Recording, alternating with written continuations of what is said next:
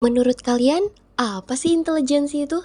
Nah, masyarakat pada umumnya mengenal intelijensi yaitu sebagai suatu istilah yang menggambarkan kecerdasan ataupun kemampuan seseorang dalam memecahkan masalah atau problem solving. Nah, jadi pada intinya, intelijensi itu merupakan suatu kemampuan seseorang ataupun individu dengan cara berpikir secara logis, mengingat dan memahami informasi, merencanakan sesuatu, kreativitas, serta memecahkan berbagai macam masalah. Di dalam intelijensi juga terdapat 8 aspek intelijensi menurut Howard Gardner. Apa aja sih kira-kira? Nah, yang pertama itu adalah intelijensi verbal linguistik, di mana intelijensi ini itu merupakan kecerdasan yang berhubungan dengan bahasa. Contohnya, mampu merangkai kata-kata yang efektif baik secara lisan maupun tulisan. Yang kedua, intelijensi logikal matematik, di mana intelijensi ini merupakan kecerdasan yang berhubungan dengan angka-angka, rumus-rumus, serta pola matematik yang diselidiki dengan cara ilmiah. Yang ketiga ada visual spasial. Intelijensi ini merupakan kecerdasan yang berhubungan dengan seni, seperti menggambar, melukis, dan seni yang lainnya. Yang keempat, body kinestetik. Nah, intelijensi ini adalah kecerdasan yang berhubungan dengan kemampuan yang menggunakan olah tubuh dalam mengekspresikan perasaannya, seperti menari, lalu olahraga. Yang kelima itu adalah ritme musikal, kecerdasan yang berhubungan dengan kemampuan mengenali pola irama, kemampuan mengenali nada lagu, lalu mengenali bunyi-bunyian. Yang keenam, intrapersonal. Kecerdasan ini lebih berfokus kepada pengetahuan diri, berhubungan dengan refleksi, kemudian kesadaran dan kontrol emosi. Orang yang mempunyai kecerdasan intrapersonal biasanya adalah para pemikir, psikiater, penganut ilmu kebatinan. Nah, lalu yang ketujuh ada interpersonal. Nah, kecerdasan ini tuh berhubungannya dengan keterampilan dan kemampuan individu untuk bekerja sama dengan orang lain. Jadi ada kemampuan berkomunikasi baik secara verbal ataupun nonverbal. Nah, biasanya seseorang yang mempunyai tingkat kecerdasan interpersonal ini mampu membaca suasana hati seseorang, baik secara pribadi ataupun memotivasi orang lain. Yang terakhir adalah emosional. Kecerdasan ini meliputi kekuatan emosional dan kecakapan sosial. Sekelompok kemampuan mental yang membantu seseorang untuk mengenali bagaimana memahami perasaan orang lain yang menuntun kepada kemampuan untuk mengatur perasaan diri sendiri. Faktor-faktor yang mempengaruhi intelijensi. Yang pertama ada faktor bawaan atau keturunan. Studi korelasi dari hasil tes kecerdasan antara anak dengan orang tua ataupun kakek dan neneknya menunjukkan bahwa adanya pengaruh dari faktor keturunan terhadap tingkat kapasitas mental seseorang sampai ada di tingkat tertentu. Lalu yang kedua ada faktor yang melatar belakangi sosial ekonomi. Pendapatan keluarga, pekerjaan orang tua, dan faktor sosial ekonomi lainnya mempunyai toleransi yang positif dan cukup tinggi terhadap tingkat kecerdasan individu pada usia 3 tahun hingga remaja. Selanjutnya ada faktor dari segi lingkungan. Lingkungan hidup yang buruk juga menjadi penyebab rendahnya kemampuan intelektual.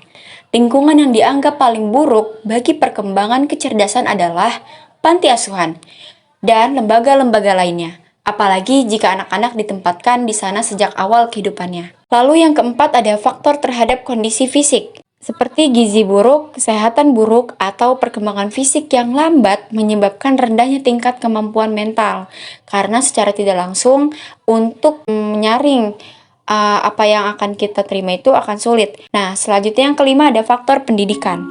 Tentu saja salah satu dari faktor ini memberikan lebih banyak pengalaman intelektual sehingga tingkat pendidikan terkait dengan tingkat intelektual akan memungkinkan orang beradaptasi dengan kondisi kehidupan yang berbeda. Yang terakhir ada faktor motivasi. Setiap orang berbeda usia mempunyai motif yang berbeda-beda.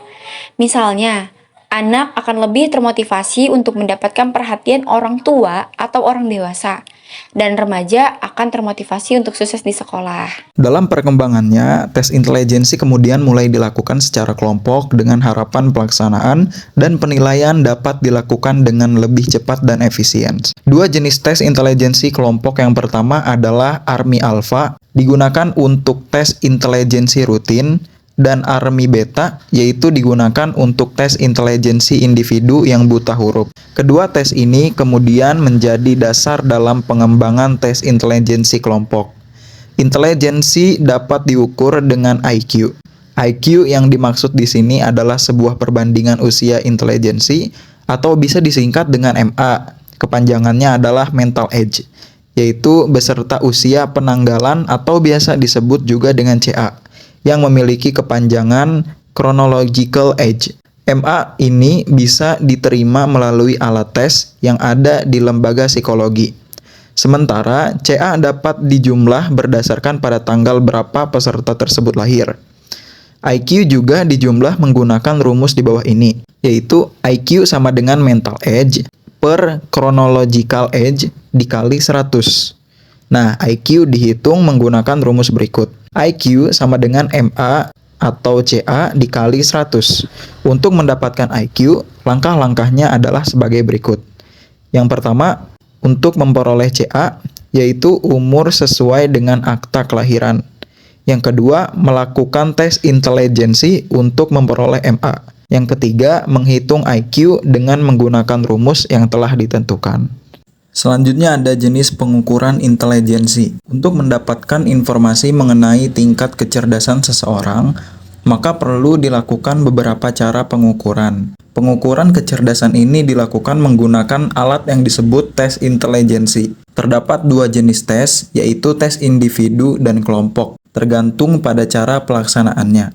Beberapa jenis tes intelijensi individu sebagai berikut. Yang pertama ada tes Stanford-Binet. Tes ini pertama kali dikembangkan oleh seorang ahli psikologi asal Perancis bernama Alfred Binet dan Theodore Simon. Mereka menerima tugas untuk melakukan penelitian tentang gangguan kesehatan mental pada anak di sekolah Paris. Untuk mendeteksi gangguan tersebut, mereka menciptakan tes intelijensi yang kemudian dikenal dengan tes Binet-Simon. Tes ini kemudian mengalami perbaikan hingga diperkenalkannya tes intelijensi Stanford-Binet oleh teman dari Universitas Stanford.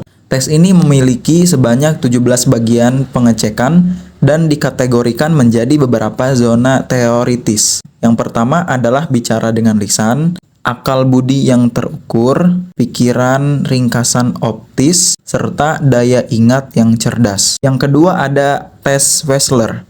Tes intelijensi yang satu ini diciptakan oleh David Wechsler karena adanya kelemahan pada tes Stanford-Binet. Kelemahan itu termasuk kesulitan dalam mengukur tingkat intelijensi pada orang dewasa dan ketergantungan pada keterampilan berbahasa. Wechsler kemudian merumuskan 3 jenis tes intelijensi. Yang pertama ada The Wechsler Preschool and Primary Scale of Intelligence atau WPPI, yang digunakan sebagai alat ukur intelijensi pada anak yang berumur sekitar 4-5 tahun atau prasekolah. Selanjutnya ada The Wechsler Intelligence Scale for Children atau WISC sebagai alat ukur intelijensi kepada seseorang yang berumur sekitar 5 tahun ke atas sampai remaja.